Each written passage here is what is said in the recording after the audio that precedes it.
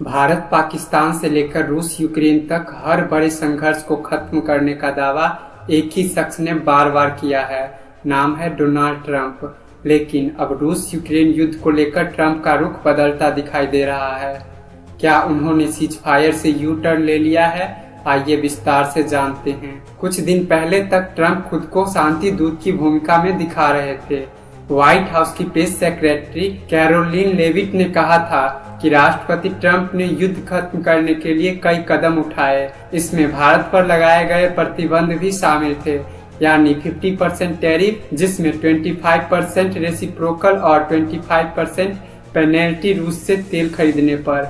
America का मकसद साफ था, रूस पर सेकेंडरी प्रेशर बनाना ताकि युद्ध रुक सके। ट्रंप ने 15 अगस्त को रूसी राष्ट्रपति व्लादिमीर पुतिन से मुलाकात की और 4 दिन बाद यूक्रेन के राष्ट्रपति व्लादिमीर ज़ेलेंस्की से भी मिले।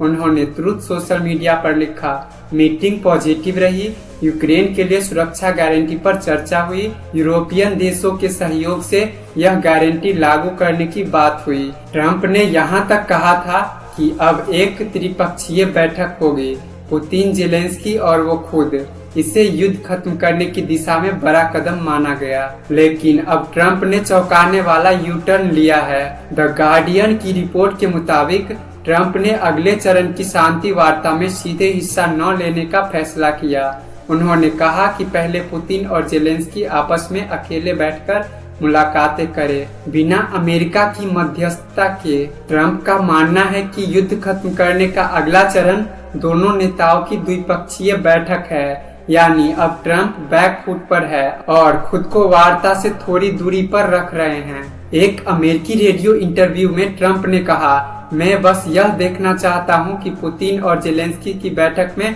क्या निकलता है।